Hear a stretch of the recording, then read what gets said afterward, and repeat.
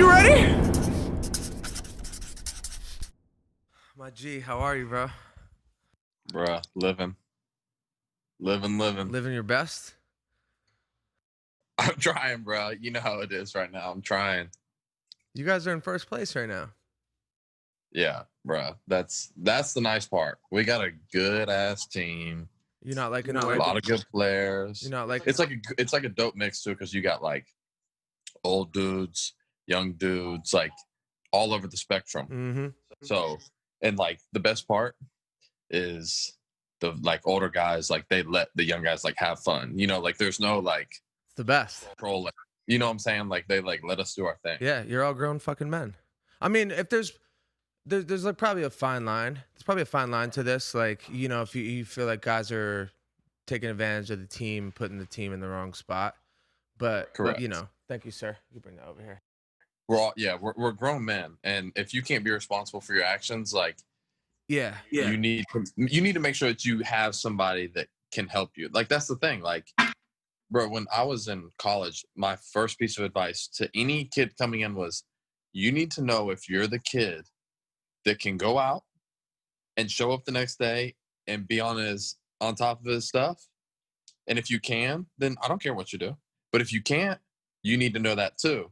Because if you go out and you're worthless the next day, like that's impacting more than just Absolutely. you. That's us. Spot on, sir. What I mean, there's a lot to talk about. Are you're not happy with the way you're seeing it right now, or swinging it? Well, what's the sour face for when I saw you? You know how the game goes, right? Yeah, Like, of course. 1 week, this is how it starts. You're barreling balls, they're getting caught. Yep. Then you're like, all right, like tough luck. Next thing you know, it's like not really barreling anything. Yep. And it's still getting caught.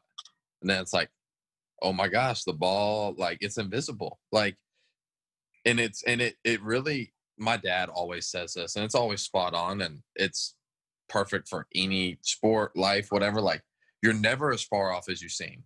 You're never as far off. Like, you are literally like this one itty bitty adjustment, or sometimes all it takes is just like ball falls, and you're like, oh, like, man, I feel good again. You know what I'm saying? Like that.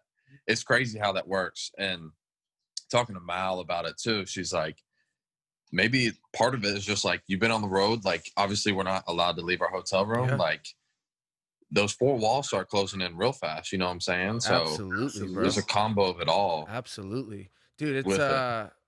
something you said that's really fucking. I think it's dope. In this social media age, and baseball is obviously, you know, we can get into that a little bit, but like a guy like Trevor Bauer is trying to break the boundaries of like baseball and marketing yourself. But the idea of like hearing guys like you in the moment talking about it, it's like, it's funny how much as I got older and I actually got removed from baseball, you realize how much of a teacher it is. You know, it's it's your best teacher, man. Like it's a game of failure. It's failure dominant, you know, when it comes to what you do, hitting especially. But it teaches you so much. It teaches you so much Bro. about life. It does. And like, I think the biggest thing for me right now, especially that I've learned as the teacher, like what baseball does is, just because you like fail, you know, like, because we haven't even defined like what is failure. Right. But because you failed, that doesn't make you a failure. It just makes that one attempt non-successful, right? But like, it's so cliche because, like you said, in social media, like, we're so used to getting everything we want right now. Instant gratification. All right, I want this girl to follow me. Follow her, you know, whatever, and I can get a follow back, right? Like, on social, like, I want to expose myself to more motivational videos. Okay, bam, I can go look up this. One like, click. I mean, yeah, it's a click, right? But in life, in baseball, there's one way to do it, and it's hard work. Like, hard work's never, it's irreplaceable. It's hard work, and it's trusting your process each day, because like, you're going to have 10% of the season where you're going to be like unconscious. Like you could stand on top of your head and hit. There's going to be 10% of the season where you couldn't pick it up and put it on a tee and hit it. But the other 80% is going to be somewhere in the middle. And it's like, how do you maintain and fight to stay level headed during all of that? Like, because that's where the money's made, bro. Like that's where the money's made. It sounds like life, though. You know what I mean? Yeah, A lot of it it's is exactly a that. lot of it is those mundane, middle of the pack, mundane things that Mhm. what you do with that mundane time and what you do with those experiences and can be the difference maker as to how many more positives or highs you experience, or if Mhm. if you don't use those mundane times properly. And there's a wide range of things to do within them. Absolutely. As I've gotten older and you realize it, bro, like there's life can't always be one high, and then when you're in it, you said something that alluded to it in life too. When you're in it, and the highs of it, like just hot, everything's falling. No matter what you do, it's working. When you're in it, you feel like it will never end. And then when you're in the opposite and you're in the fucking trenches, you feel like it will never end too. It's like it's crazy how many things you baseball players talk. I'm like, oh, there's so many. Oh, It's bro, crazy. it's amazing. Like you said, it is the best teacher, and it's so relatable to everything that you have to go through in life, and like one thing that, like you're saying, like what are you doing with that like mundane time? There's obviously a time and a place where you can just be mindless, scroll through Instagram, whatever. It's sorry, That's all right. that's important, but you know what else is important is to make sure that, like, the analogy that I've seen that I really like is, are you, like, if your mind is a garden, how are you taking care of your garden? Like, what are you watering it with? Farmers What can't take a seeds are day. you Can't planting take in a it? day off. Mm-hmm. Like, what are you gonna reap, like, from your harvest? You know what I'm saying? Like, if you put a bunch of things in it that make you feel lesser about yourself, that's what you're gonna get. But if you're putting things in it that are building you up and making you become a better version of yourself of who you're supposed to be, then that's a completely another thing. You know what I'm saying? Like, but it's not sexy to talk No, about. it's all, bro. A lot of this shit I talk about is this, in the sense of like a lot. You know what I'm saying? Like, Yeah, yeah. it's not sexy. It's not sexy. Mm-mm. The things that work aren't sexy, and we try and find a way to doll it up because the most boring people are the most successful. Like, you can look at like Tom Brady. He just makes the throws that are supposed to be made over and over and And over again. and with his life, GQ looking motherfucker has anything he wants at his fingertips. Rock star wife, wakes up and every day shows up to the mundane things, the mundane tasks. The same stuff. I mean, how bored have we gotten as a society over LeBron James? And like, the man is on Bonkers. another planet, Bonkers. but yet we're bored with it because we want something new. We want something new. I'm like, what, you don't like 28, 8, and 8 every night? Like 35 years old? Like, come on. Yeah, another guy who's done amazing with like not letting the unbelievable level of fame you acquire fuck up your, you don't hear about him doing some fuck shit. It's not. You hear about him making schools and, like a lot of the amazing things he's doing. Um I think you're doing really well, and I think I wanted to talk to you about. I talk to this about athletes when I have a lot of athletes on here, and I like to talk to them about this. It feels like you're making a concerted effort to show and acknowledge and grow your awareness that like life is bigger than a game of baseball. And yes, it's your livelihood, and yes, when you can't get nothing's dropping, you're in a shitty mood, but a lot of the things you seem to talk on and touch on, your clothing brand and the podcast you're doing with you have a podcast with your buddies, kind of, right? They do it. Yeah. My best friend since I was little. Yeah, and I see that, and I know those are your guys, and seeing what you guys are pushing, it's similar in ways to what I'm doing with this, and what I'm trying to do with my platform. Even just understanding that like a lot of the shit that are the success, the how you reach, what's the ultimate success in music and entertainment, and what's the ultimate success in baseball. Like, obviously they're different things, but my point is the awareness while you're in the moment, while you're playing, while this is your identity, the awareness to be like, yo, like there's way more to life than baseball. And not to say that takes away from your love, passion, and dedication to the game whatsoever.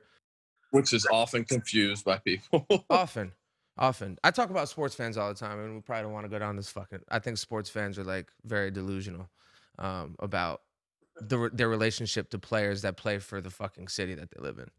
Like, Right. I'm thinking that it's part of their property because they get paid a lot of money to play baseball, that they can tell you how to live your life, which is fucking nuts because anyone who gets over the age of fucking 25 years old and has 25 years under their belt of walking around and understanding this shit at life is difficult and like not a black and white thing at all, and everyone has their own versions of this. So it's like trying to tell people how to spend their time just because they play for the fucking team in your local area is crazy to me. It'll never make sense to me, but that's either here nor there. But yeah, I just see what you're pushing as a narrative, and I see what you're focusing on. I think you're doing a really good fucking job. Why do you do that? Bro, so my I mean, we can kind of go like we can just. I was brought up in a Southern home. Like I grew up in Atlanta. I grew up in a church. I grew up with an older brother, older sister, way older. My brother's 9 years older. My sister's 7 years older. So I was kind of like I was blessed to have them be older than me because I was dragged around everywhere, everywhere. Like it didn't matter where, when, like I was growing up on a basketball court, on a baseball field, like that's just how it worked. My parents, I feel like my parents ran, as they say, they ruled with an iron fist. Like my parents, not in a scary, strict way, but like there were expectations in the Swanson household and you better live up to them. But the thing is, how they did it, it wasn't like there was no pressure for me to get all A's or, be this like star person. My parents just raised me to like do what's right and to love other people, I was and just gonna ask, what? to be who I'm supposed to be, right? Like my parents raised me to be that. And the best thing that I'd say that my parents did for me was they would trust me with that. They would raise me and then they would let me go do me because they trusted how they raised me, right? So moving forward till now, I've always felt like connection to people and that I'm so blessed in what I do that it only makes sense. Like I want to help other people. I've been a helper my whole life. Like I've wanted to help people, especially people that like don't have the same opportunities or advantages that I have. That's wild. It's wild. You've been like that your whole life. It's a gift. Seriously, it is. It is. And I think I've kind of dabbled in it in years past. And this year, what's been different is, and you're gonna love this. I've been doing therapy Love it. since December. Love it. And man, let me tell you, like unapologetically has made me so like confident in me. Like I'm a helper. Even though I'm a man, I'm a helper and I love other people. That doesn't even remotely make me like weak, It And makes you like, more of a man than less of a man. you know what I'm saying? Like my drive to want to inspire and change people's lives because this stuff is important. Like, but somehow it's gotten missed through education. Like we don't talk about how you can become a better version of yourself. Like we don't talk about these things that actually impact your life. Like what you learn in school, there's some valuable things. You learn a little bit of discipline, you learn some time management, but like when in school have you learned for thinking for yourself? When have you learned how do I take my strengths and make them even stronger? Like we're in this age now where it's like baseball analytics, cookie cutter.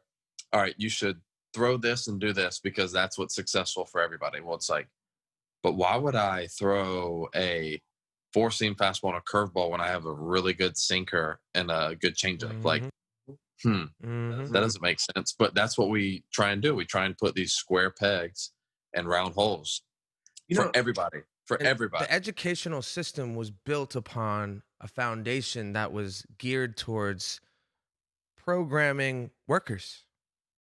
Correct. You're programmed to be a part of like the labor class. Like you were programmed to take orders, follow directions, and do it well. And then now it's kind of like, what about, well, those kids that weren't good in school, like Gary Vee says all the time, like those kids that weren't good in school, like those are the ones that those are the ones with the entrepreneur brains. Just because they don't follow directions as good doesn't necessarily mean that they're a bad kid or they're stupid. Right. They just operate in different ways, So for me, I just have tried to really give people the opportunity to like double down on their strengths and help people realize, like, one of our big things is realizing how important it is to spend time like by yourself and alone and in some solitude, because that's where you really start to understand who you are.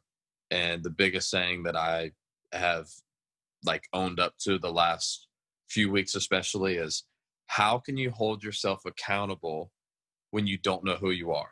You can't hold yourself accountable for your actions until you know who you truly are. So like if I feel that I'm a certain type of way, like we can just use the analogy of like baseball. If I thought I was only a home run hitter, which I'm clearly not, but that's what I thought I was.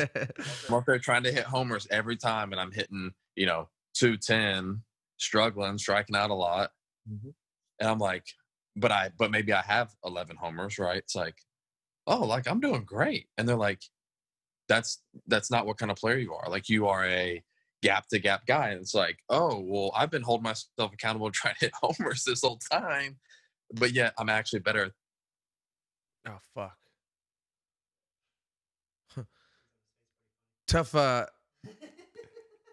Tough moment of being stuck frozen for a really good looking guy. That's like Kilmer when a girl flashes us. We'll be right back with You Never Know, You Know What I Mean, right after this urination break. Let's cut the shit. Here on the YNK podcast, we like to promote products that help benefit your life in a positive way. Now, since Pornhub hasn't come knocking yet, we got the next best thing.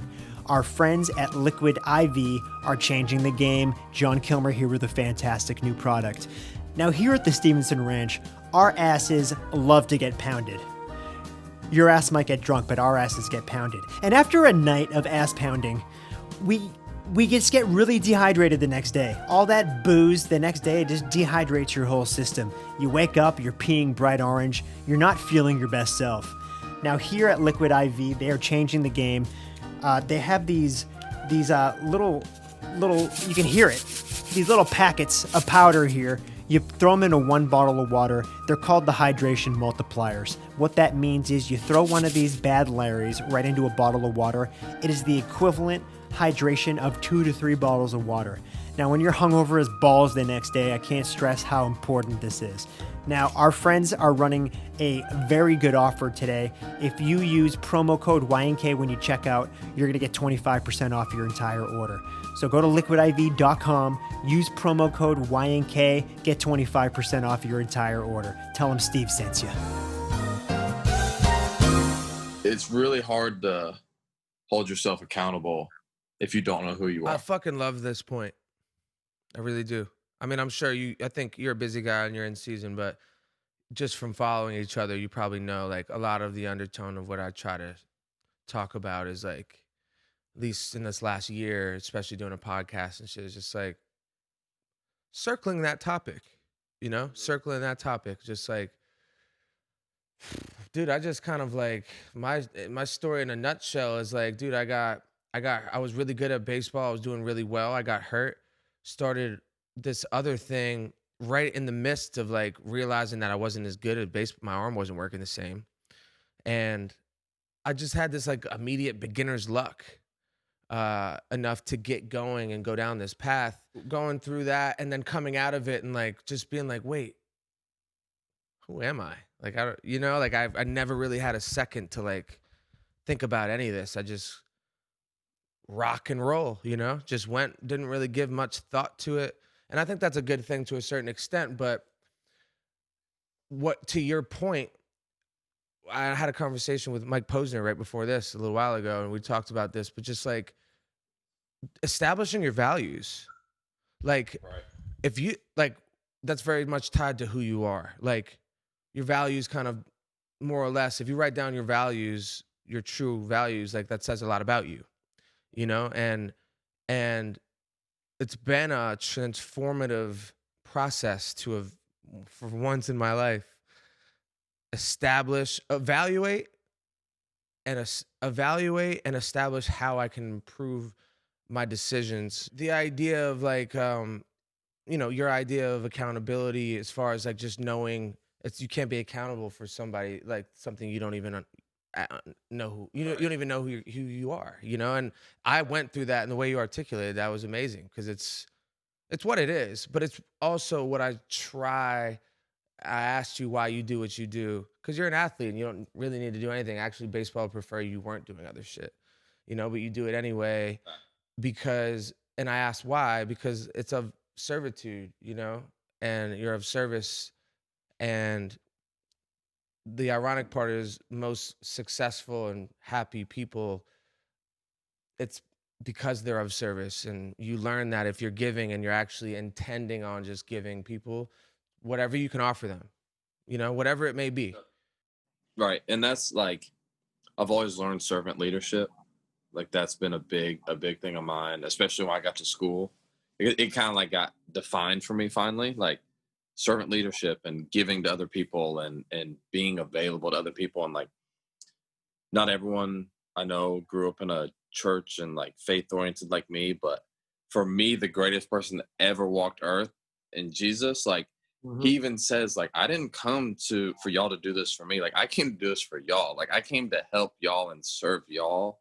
Like if the greatest person that ever walked the earth did that, you'd think that would kind of be like, that would show that this is who we're supposed to be as people. You know what I'm saying? And like, I think a lot of times it's so easy to look past that because we're so self-consumed in ourselves now. You know what I'm saying? Crazy. Like we're so self-consumed because, like you said, you need to take the time to evaluate yourself and who you were, because for your whole life, I'm guessing that you've been told who you are. Absolutely. You're a baseball player, right? Like I was a baseball player. I was a New England kid. Would fight you in a second if you challenged me, because that's what we did where we were from. I was conditioned in that sense. And I was very, very much a nice kid, but very narrow-minded in perspective. And it's been pretty.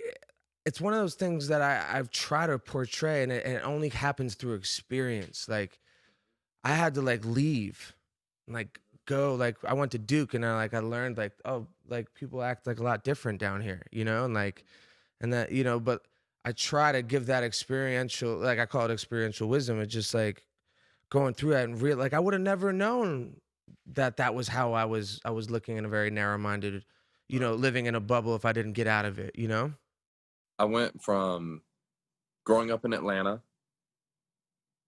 great home, went to an all-black high school, basketball. Like, bro, I've been listening to rap music since I was 7. You know what I'm saying? Like, I was introduced to Outkast at age 7, and it's been on ever since. You know what I'm saying? Like, I was listening to Lil Jon and the East Side Boys back when I was 8. Shouldn't have been listening to it. Like parents would have killed me, but I was. You know what I'm saying? Like the iron fist of your parents. Bows on everybody. You know what I'm saying?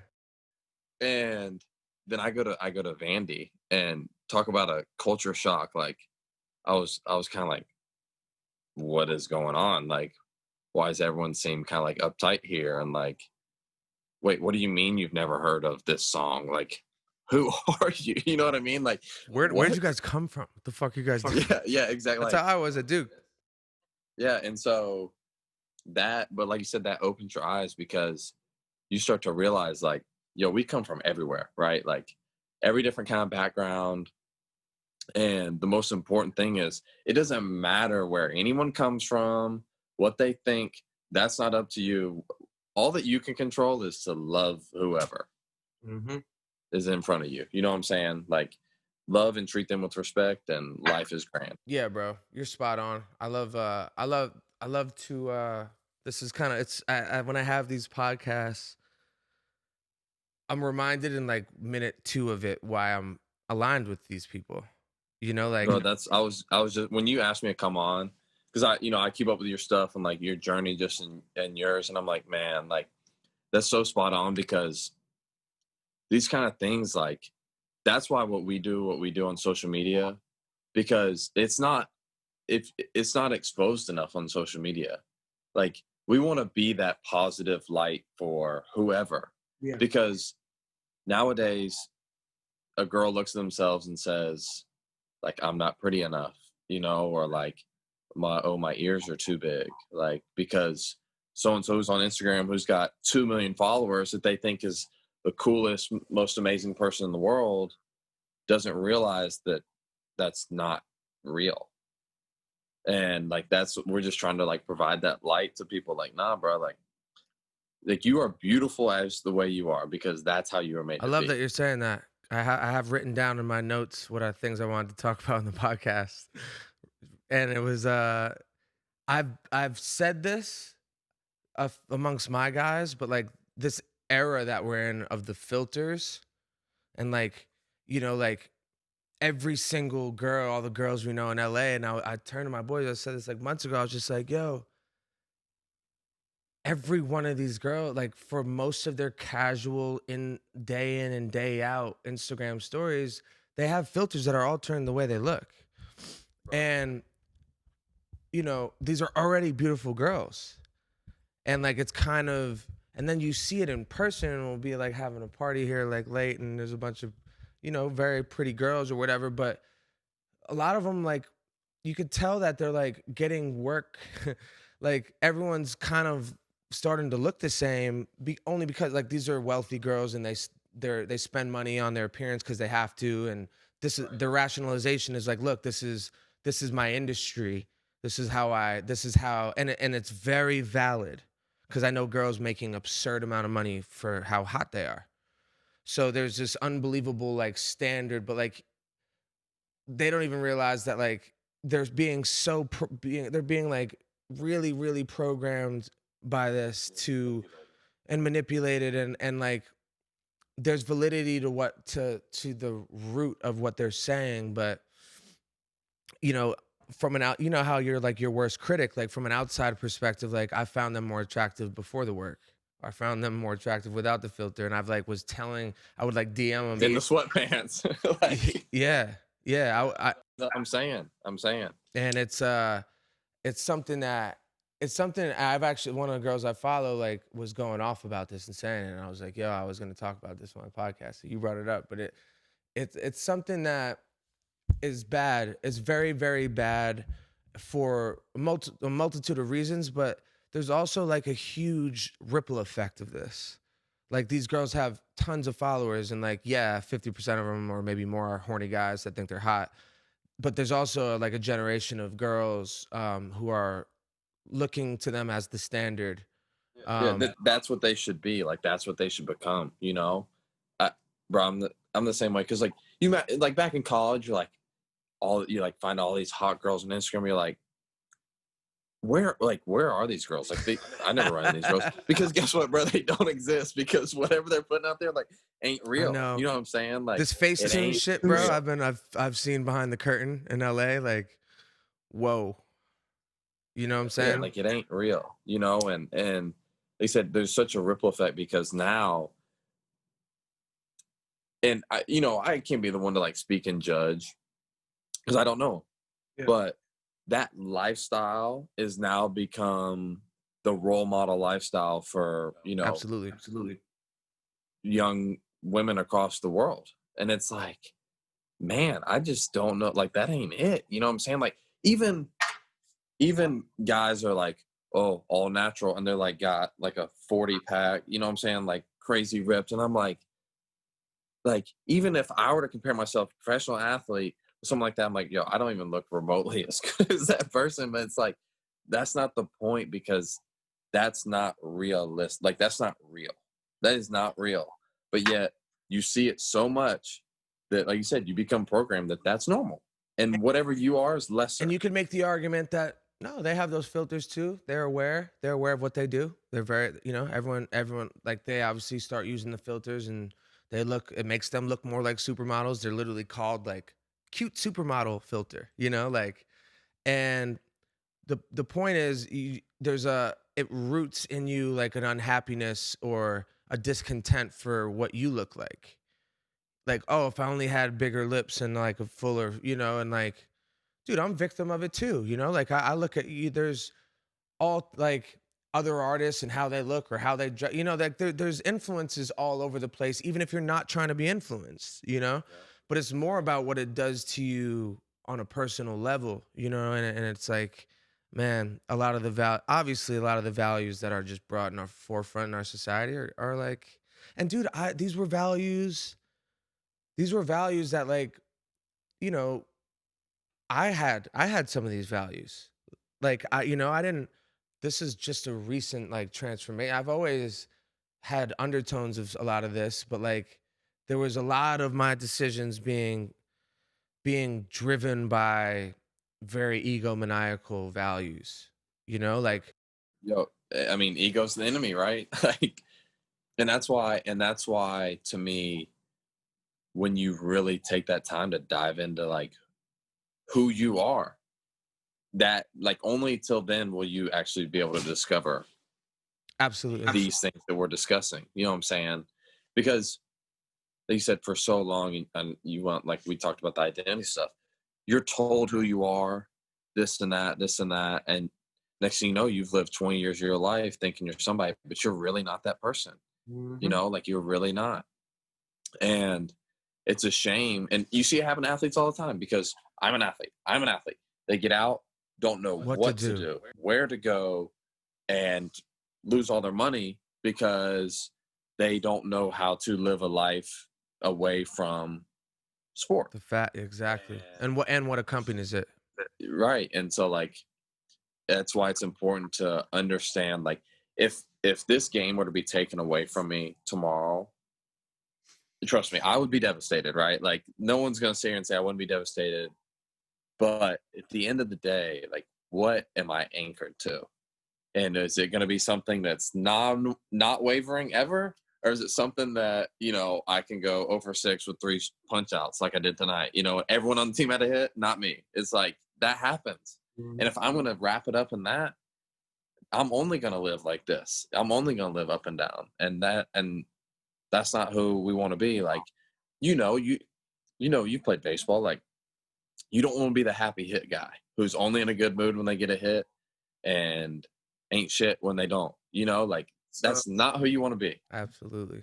It's so ironic that you called it happy hit, because somehow I'm still in the same place. Because if I don't make like a hit song in the studio, like I'm only like, I was even just recently like realizing that, like, oh, I have less fun the next day being alive if I didn't have a good night in the studio, or I don't like how if I'm reflecting on the past few days, whether it was work or whatever, if things aren't going the way I really fucking saw them going, then, it impacts, even if I'm not being an asshole to anyone else, my perspective, the fucking thing, behind my eyes, I'm looking at shit and I'm not appreciating it as much. Well, like, and the thing that people often confuse with this, and I have a hard time like explaining it, that doesn't mean that you don't care. It doesn't mean that you can just go out and like, oh, Mike, I can make shit music and it's whatever. It's like, or yeah, guess what? Dansby, like, I could care less if I go 0 for 4 tomorrow. Like, no. Like, that's not what I'm saying, because I'm competitive and want to be as successful as they come. And I mean, so are you. And like, you want to make as great of music as possible, right? And like, I want to be as successful as I can be. But what I'm saying is my identity and who I really am is not going to be wrapped up in what essentially the world tells me. Like, this game of baseball tells me I'm good or not. Like, I'm going to have a hectic life, bro. It's because crazy. It's crazy how when you say it out loud, it sounds idiotic. It sounds idiotic to when you stop hitting the ball far, with a wooden bat and a fucking ball, with playing baseball in fucking tight pants with a bunch of guys you just met. Like, the fact that you can't hit it anymore means that your worth as a human being on planet Earth is no longer, you can't enjoy your time the same.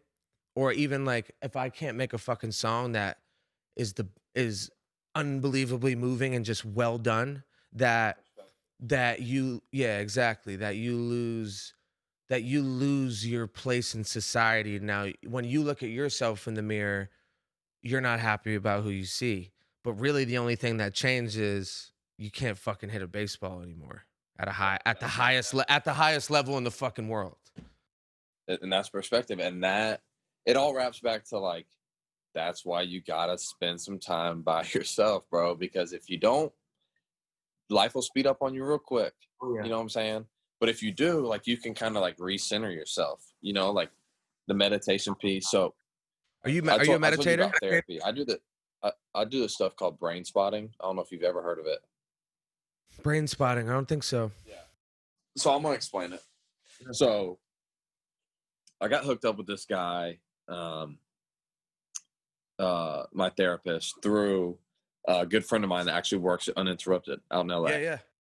I battled anxiety, like, bro, I battled like serious stress and anxiety, not being able to sleep ever, like Throughout your whole life, or after my full rookie year, when I was like brutal, you know what I mean? Like, once again, identity really wrapped up in baseball.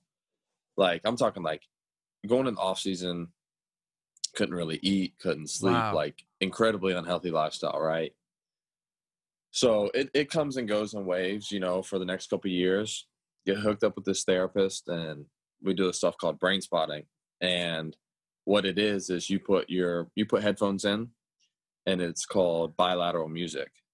It's like a stimulation that plays in a pattern for your brain, kind of going from right side to left side. And the whole point of it is to get you out of your, I want to say, to get you out of your like thinking brain. I think it's called your neocortex. your Not subconscious? Sure. Get out of your conscious and into your subconscious mind. Yeah. And then, so sitting in a room, and he's probably, I don't know, 4 or 5 feet away from you, like sitting across from you. And he's got like one of those like old school pointers that you would like take out like this and like point to a chalkboard, you know? And the whole point is you put your brain in this, not sedated state, but like I said, you get into your subconscious, and he moves the stick around like the room. Is like, he'll bring up, let's just say, like something that was really like either traumatic or anxious or stressful for me in my life. Mm-hmm. And he'll like hold it right here, right? And so the pointer is over here. He's like, what do you feel? And you're like, I don't really feel much. He like moves it throughout the room. Bro, I'm telling you, it hits a spot in the room, and you're like, you like feel it again. Wow. So it's crazy. So I'm like, okay, right there. So the whole point is you're in this like patterned state, and you're staring directly at the end of the pointer. So you're only focused, like, it's taken every other distraction out, and you start talking about your experience, and you talk through it. He'll ask you some questions here and there or whatever, but it's mainly like stream of consciousness. Bro, next thing you know, like, you'll be like 2 hours in, like talking about this. And my first time doing it, I did it for 2 days while I was in Nashville. He flew in from California, did it for 2 days, did about 5 hours of brain spotting of this kind of activity. And it's equivalent to like 25 hours of regular therapy. Wow. And bro, I'm telling you, I came out of there, I couldn't stop like smiling, like, for once finally felt like I had like completely unloaded every bit of like stress the past 5 years of my life. And it's basically like how he calls it is if you have like a file cabinet or a hard drive, if your brain is the file cabinet and it's full, it's not very good at being a file cabinet anymore, right? Like it's not as much space. So what we're doing is kind of taking some of the files out. Not that we're just burning them, but we're reshuffling them so where you have more space so you can operate better. And man, I've been doing that, not in person right now, but I've been doing it once a week, like via Zoom for this season. And it And works via Zoom. It works. You have the same experience not being in the room with the guy. it's a little different not in the room because I mean, like energy's a real thing. And when you're in a room with somebody, but I'll do some of my own stuff. Like when I get up in the morning, I have a routine and I'll do some meditation with the music. And I'm a big writer. So before I go to bed, I'll put the music in and I'll write and I'll like repeat some of the stuff to me. Bro, it's amazing. Like seriously, it's tremendous. And I've gotten other players on it. I've gotten Mal on it. You're Like, gonna get bro, me. like everybody I come in contact with, I'm like, you need to do this. I'm on it right now. Starting effective immediately. Yeah, I'm gonna send you. I can send you the link for like the playlist I use just on Spotify. Yeah. And bro, it's So you'd recommend I had to go get with the guy and do some brain spotting exercises? bro. I'm telling you, Yeah. I'm gonna need that number. Can you say his name or? I'll send it to you. I don't want to just give away all my secrets. Yeah. I feel like hold it close. Hold it close, sir. Bro, it's amazing though. It really is. And the cool part is soon we're kind of in the process of creating a little bit of like this like foundational business opportunity to where we can start providing that not only to other athletes but like people that really need it. They would never ever have the ability to experience therapy, right? Like kids in inner cities or people that really experience traumatic things that hold them back throughout their lives, like being able to provide There's so that, many people that need like that. cost-free for kids. You know what I'm saying? Because giving kids those opportunities and actually being able to deal with like the stuff that they see or hear or witness that I would never even be able to comprehend. Yeah. Like to me, it's. I think about that. I think about that a lot. When we talk about perspective, but just like I've been so fucking lucky and fortunate there's no better word than lucky. Like, just to have the body I have that, or the mind or just the parents or any of the things that are up to chance. The people in your life, bro, everything that's like, up to chance, that we're just kind of their gifts, so it's like, man, it's really interesting to hear you talk about it. Why? So one thing I want to say about therapy, and like I haven't done therapy yet, but everyone has a version of what you just said. Like not the brain spotting thing, but just like, dude, I got into therapy and, automatically, like they walk out of it. It's how I am with meditation. They walked out of the other side of it and they're like, there's no doubt in my mind that this works. You know what I mean? So what do you think about, why do you think it's wired in us as athletes? Because I have the same thing. Or is it just an athlete thing? Or I think it might just be a societal thing, but it's probably about caring what other people think about you, which is a sickness a lot of humans, develop. But I know when I think about therapy, I think of someone who, oh, you need therapy? Like even when I got into, you're soft. yeah, or something's wrong, man. Oof, Yeah. And I had that hurdle to get over when I started just going down this path of spirituality and like when they say self-help books, like on spirituality and happiness and power of now and things that guide you to live a better life. It was an interesting thing. And I get the sense you had that same feeling. Well, it's just like the ego part of you gets in the way and you're like, oh, I don't need a therapist. Like a therapist is going to help me. Like, come on. You know what I mean? Like, Yeah. I'm way stronger than that. Like, I don't need this. And what you realize is it actually builds you up more. Like it it takes the focus away from on, like you said, what everybody else thinks, to who do you believe that you are created to be. Like that's the perspective it puts.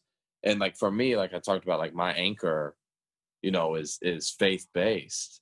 Mhm. And so when I'm always kind of able to go back to that source each day, and through the meditation or through my morning routine, and I'm like, God thinks of me this way, and he loves me this much, like this is who I am, and I can then shine that onto everybody else.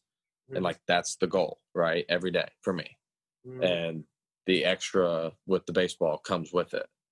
And so that stuff, it just helps me really connect with that true Dansby every day by doing these kinds of like activities and meditations and things like that. And it's like every day, I'm not that every day is a freaking great day, but I'm at least giving myself a chance. And like obviously I'm a big analogy guy, but it's like if you were a track athlete and you're running a 100-meter race and you had a full sprint, you are going to do some type of dynamic warm up and some sprints before you go run your race. Like if we have 24 hours and it's our day, you best believe you need to do some type of like preparation to handle your day right. And I'm telling you, it's a game changer when you start your day off with a little bit of peace and quiet, and then you go about your day, and it's like, man, I feel like much more in control of myself. Like I'm much more Respect. patient with other people, and I'm more aware, and I'm Kinder. more. Yeah, it's crazy, but it ain't sexy. It ain't sexy, so nobody wants to do it. Yeah, but it is sexy though. It's becoming more sexy as pause as like just the idea of like it's kind of the angle of like why I like to have these conversations with people like you, like the idea that it's a focal point of being alive, like figuring out these things that and like people don't expect athletes and people of fame or whatever to like go through these things and endure these things and like actually like it's really fucking really all the dopest people I know do this shit. They work on themselves a lot, you know? Well, I think you said it. That's why, because the dopest people and the people you're surrounding yourself with are people that really give a shit and that really want to become something. It's not a So coincidence that everyone I fucking pull up on this podcast has a version of this. You know what I'm saying? right, Because that's what I'm saying. Like it ain't a it's secret, not. and I think that's why a ton of athletes end up doing it. Celebrities, whoever, right? Like successful people, is because there is true like power in it. If Right. it wasn't it, bro, if it didn't work, ain't nobody would be doing it, right? Right. But do you think somebody that's go ahead, go No, no, ahead. no. I don't mean to cut you off. I mean, I'm saying nobody would be doing it, especially famous people wouldn't be doing it. You got a lot. We got a lot. Like you're a professional athlete and make a bunch of money, and or you're a musician and you're famous and you make like those would be the people with full schedules. They wouldn't take time to do something like this. Right, like people don't even remotely realize how busy people get and how busy our lives get. It's And crazy. so it's like if I'm willing to take the time to just go and take a breath for 15, 20 minutes in the morning when I get up to start my day, I would imagine that it would be pretty important for you too. You know what I'm saying? Like it's the ultimate recharge. It's the ultimate recharge. And Absolutely. like that's what like I said, I always go back to the whole like how Jesus lived, right? Like he came to serve, not to be served. And the man's he did that every morning. Like it was like I'm going off to pray, and his disciples would fall asleep because he'd be praying and recharging, and then he'd go about his day. It's like if Jesus is doing it, who is one with God, then like why wouldn't I do that? Right. Like, it only makes sense Right. if the perfect human did that. Wouldn't that kind of like the blueprint of Absolutely. how I should live, Yeah. right? Like, come on. I hear you, my guy. I hear you. It makes a lot of fucking sense when you said it out loud. But I want to shift gears a little bit. I want to talk a little bit about one. I mean, it's not even really gear shifting, but it's what the fuck is it like to be a big leaguer? And what is it like in actuality comparing it to the shit you fantasize about as you know, every baseball player who makes it to the big leagues had a dream of the big leagues, pretty much, you know? So you have Yeah. this version of it, and then you did it, bro. Like, you were, when I met you on my tour bus in Nashville, right? Yeah. We were shooting a TV show at the time, weren't we? And I think, Yeah. Yeah. yeah, and you had just been you were the number one pick in the draft Yeah. and played at Vanderbilt. And you know, even at that time, that's something that like every kid who picks up a baseball bat or a ball in the history of fucking mankind and wherever, that's their dream is they fantasize about being the first pick in the fucking major league draft. Yeah. Yeah. You know what I'm saying? Like I know I did, you know? And I know and I actually got like fairly close. Like there's so many more that didn't even get in the fucking ballpark of the arena to even understand what it could maybe feel like. And it's interesting, like I try to remind the athletes, because I don't play anymore, that like, you know, you have to like smell the roses while you're there. You know what I mean? Like really, You got to be present. because Enjoy like it. you are at the highest level and you've already done things that like, if for the day you picked up a baseball bat, like you went and you became the first fucking pick in the MLB draft. You know, so like that I don't ever want to like I talk to any professional athlete and I kind of try to remind them of this in my own way. It's just like, you're at the highest level, man. You did it. You know? Right. And now like every athlete's like just wired to be like, nope, like, you know, not complacent. And even if they're doing exceptional, they're always thinking about what they can do more. And that's what makes them great. But there's also like a gratitude of like, holy shit, I can't believe I actually fuck off and did that. You know what I mean? Like, that's fucking wild. Bro, see, that's the hardest. Oh, fuck. That's the hardest part, right? Because you don't want to be the one complacent guy when it comes to, you know, when it comes to your career or whatever. But at the same time, there's also a perspective that needs to be held of. I am a major league baseball player. I'm one of, if you pull up the stats of how many major leaguers there have been in the history of the world, it's staggering. You're like, wow, I'm one of, it is honestly like 20,000 people ever in the world to do this. Like, It's fucking nuts. that's crazy. Like, that's tight. Nuts. You know, like that's dope. It's fucking wild, dog. And you gotta, and at times, especially I think when you are struggling, When you're 0 for 4 and you're alone in your hotel room and you're like, in New York and you can't leave or else you get fined $1 gajillion, like you're kind of like, damn, like I'm cool. You know what I'm saying? Like I'm one of few people ever to do this. And you look at it from this bird's eye view of like, bro, like you're just fine. Because every other player that's ever played has gone through the exact same thing. You know what I'm saying? mm-hmm. So perspective is big. And man. guess what, bro? Even if your fucking career ended tomorrow, you've done shit that fucking barely anyone ever could say they did. You know what I mean? Like, narrow it down to like being the first pick of the draft. You're in like a 0.00000000001 percentile of like people that have achieved the goal that like just an actual obvious goal. This is the height of being a baseball player, a youth or amateur baseball player.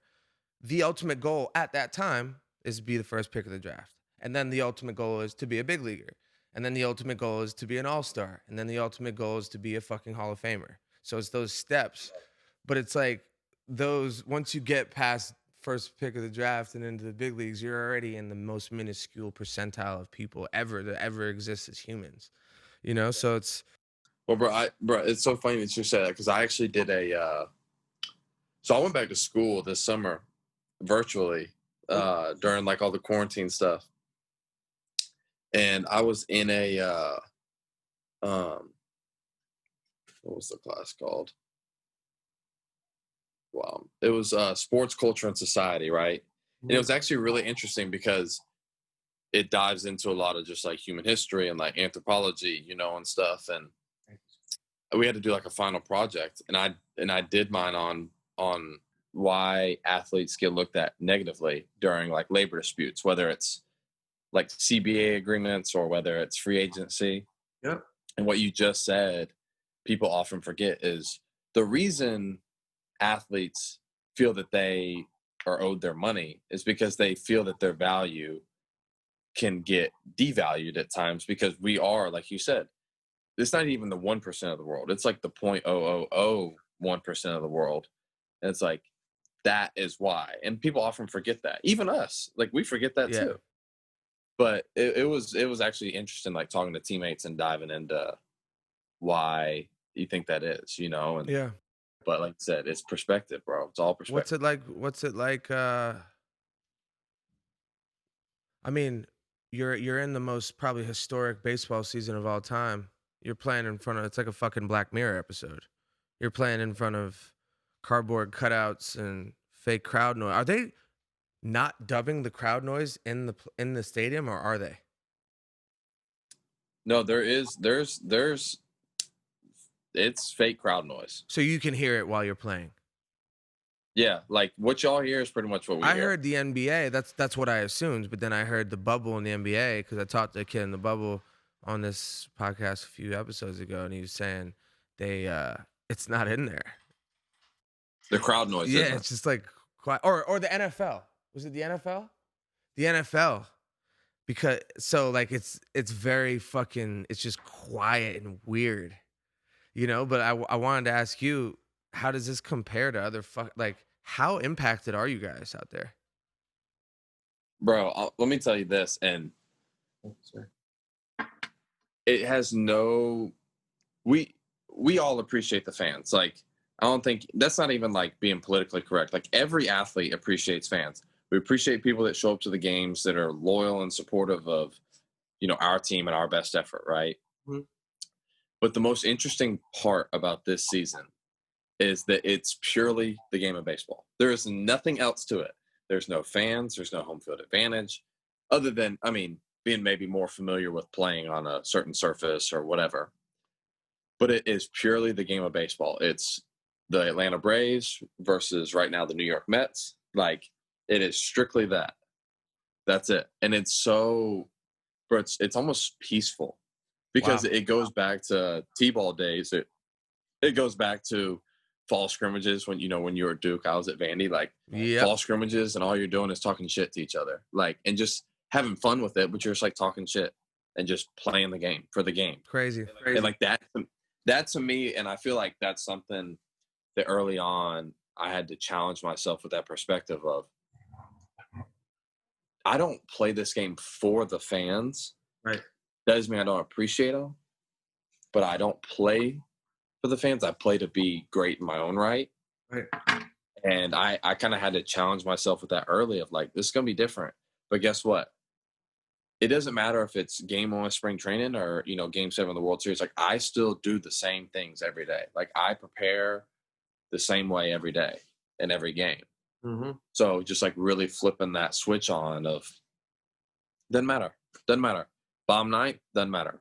You know, bottom of the first, doesn't matter, right? Like, it's the same thing over and over again. So across your locker room, is that the overall vibe? Everyone's just kind of catching a wave, playing out there like without the fans, or there's some? I think it's a little bit different. You know, how long you've been in the league, or how long you've been, you know, around and stuff like that, where that's kind of all you've, you know, grown accustomed to. Right. So, I mean, I would say for the most part, guys, I feel like guys have an overall confidence to be able to just be themselves, because there's no pressure. Like, there's no even distraction of you're on deck and someone's just trying to grab your attention because they don't know any better, but like they're trying to grab a picture, you know, like for their 7-year-old son. It's like, even just that, even out of like kind-heartedness, like there's nothing else you have to think about, Right, but playing the game of baseball. That's it. When you got out on the field for your first Major League Baseball debut, do you remember that feeling? Bro, I was almost in tears. Yeah, I was almost in tears, especially putting on like Atlanta Braves jersey, being from Atlanta. Like, it was, How perfect. it was surreal. It was surreal. That's a feeling that like every time I talk to a baseball player, I'm jealous of it because like it reminds me like that's a feeling. That's another one of those feelings when you talk about the first pick of the draft or even getting drafted and then playing a big league game, but going out, going out, running out, you fucking the team you grew up being a fan of too. That's another incredible percentile that you fit in. Well, and how I look at it too, though, it's not even playing for the team that you grew up like in the hometown. Like for me, it's like I get to represent the city of Atlanta. Like that's all I've ever done, anyways. And now I officially get to do that. Like that. I know you're a big Atlanta guy. I see you pushing. Oh, bro, I'm a huge Atlanta guy. I love that. I'm everything Atlanta. I love that. But that's just, I mean, it's just such a blessing to be able to like show that like, yo, I get to represent this city and like compete for a championship for the city. Like it's not just for the Atlanta Braves. Like it's not just for myself and my teammates, like and my family. Like it's for the city. You know what I'm saying? Like that's a cool. That's a like, rare opportunity. Right. You know, it's just fucking rare. Right. Like I feel like 99, 95, maybe more like 99% of the guys in the league are not like they don't have an endearment to the city. Like they're not, you know, like the level of connection is more or less like, yo, it's a business and I got landed here and like I live here now, you know? Yeah. No, it's crazy. It's crazy. It's cool though. It's cool though. How did it feel to catch a loss in the Belina Cup? I mean, I'm not happy about it. I'm a competitive asshole, bro. Like, and I'll tell you this too. Mal was, I think like I was pissed, but I think Mal was more pissed. She's fiery. I could tell she's competitive. Yeah, she's competitive, bro. Like whenever we do anything competitive, she's into it. What's it like dating? I mean, I've never really. Yeah, I have no experience with dating like a high level athlete.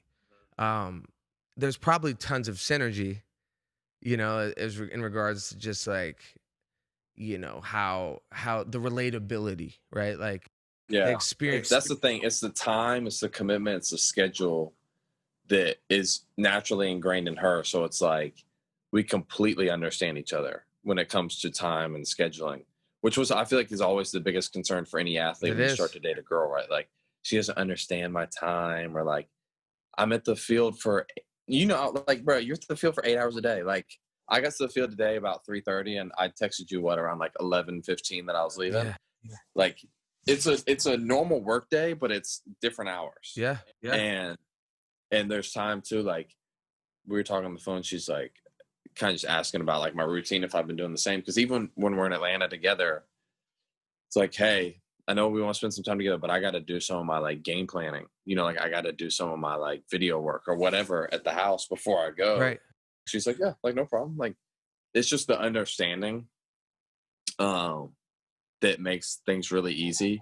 But I think the greatest thing is like we leave that sports shit, bro, at the field. Like being at home together, we're two of the most like normal people in the world. Like, and we simply just enjoy being together, plain and simple. Like what it's about, sir.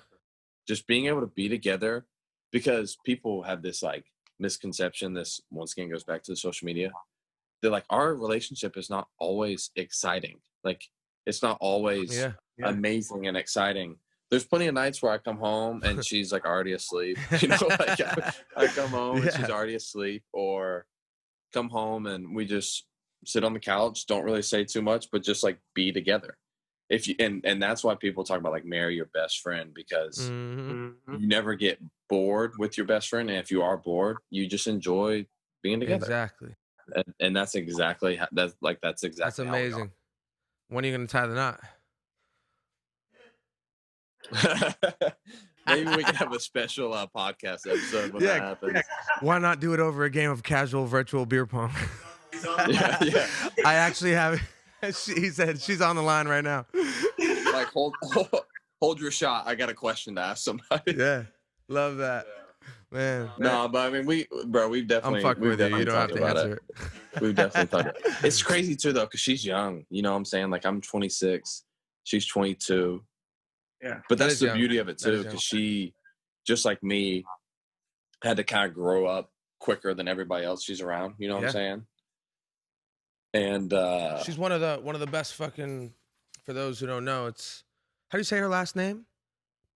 Mallory Pugh. Mallory Pugh. She's I mean one of the best women's soccer players in the world. How long she was on what Team USA? What, last year or the year before, or for a bunch of years?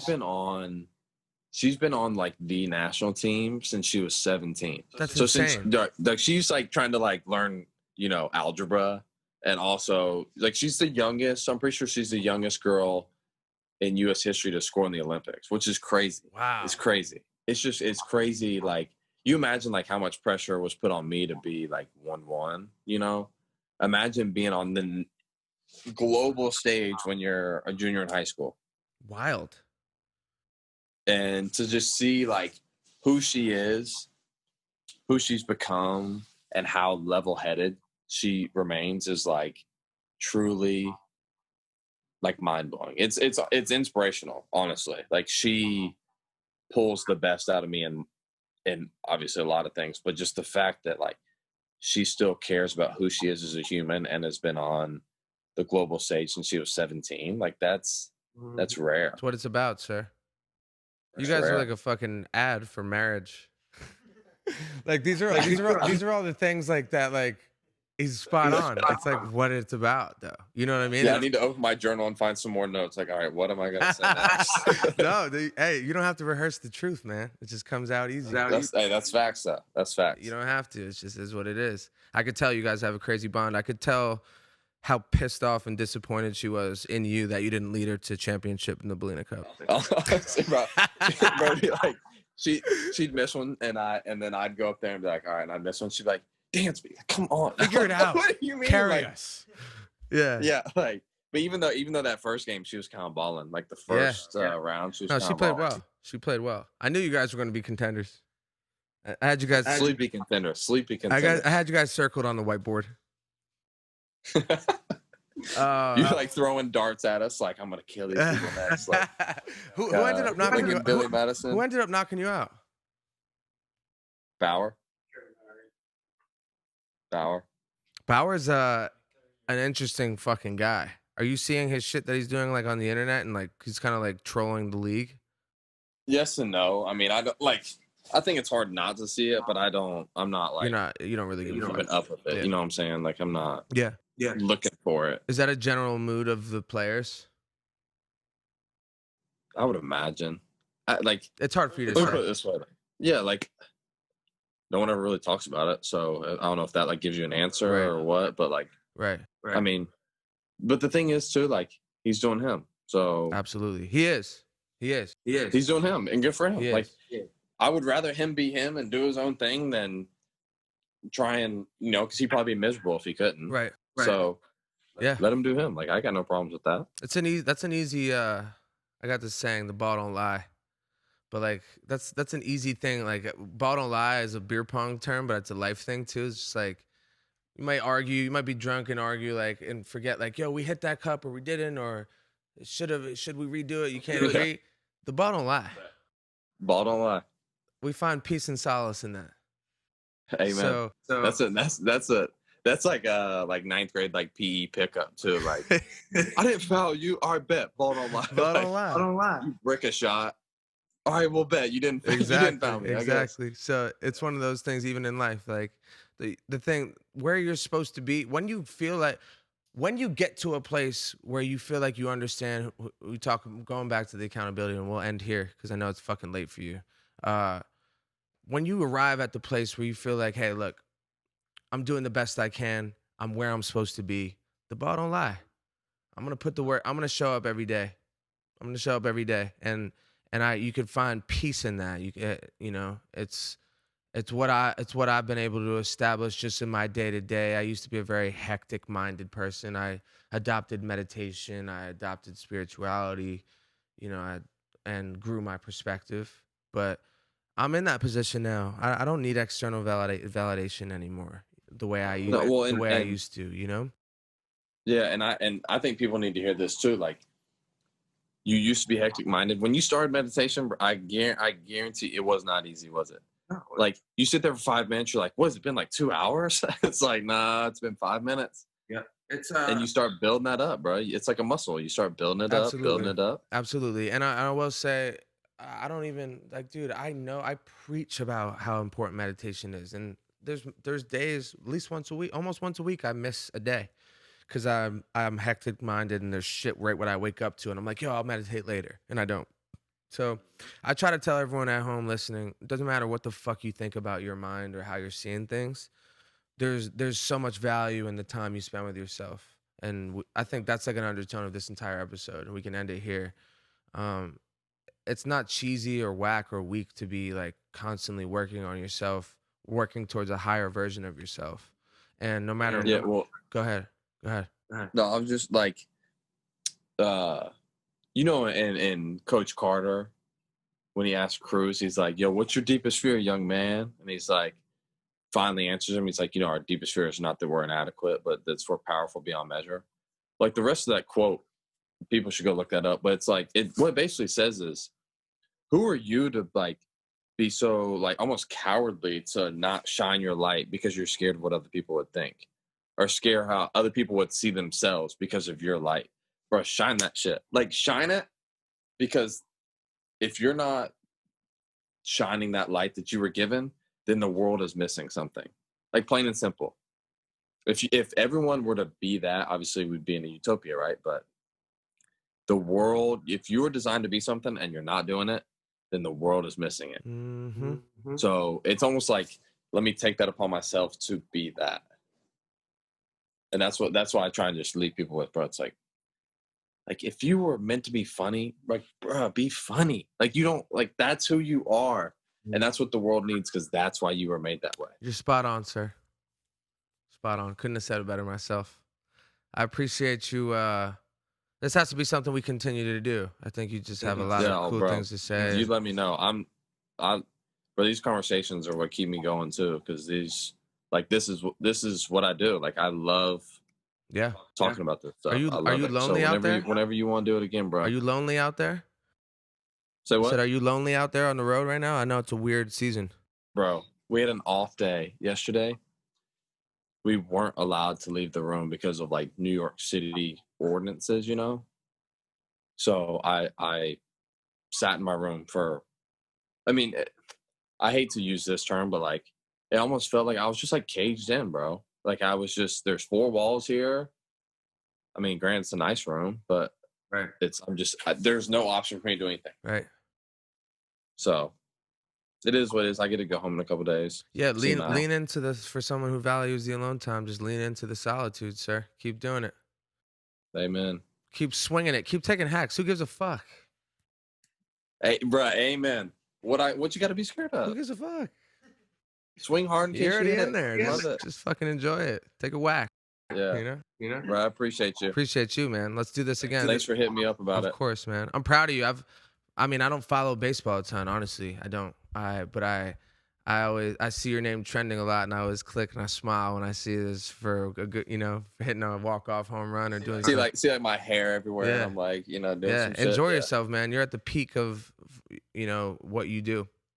So I appreciate you, bro. Yeah. Keep rocking, baby. We'll stay in touch. Yeah, for sure. Let me know if you need anything. For sure. I got you. For sure. All day, bro. Stay up. Keep doing your thing. All right, brother. See you, brother. Appreciate you.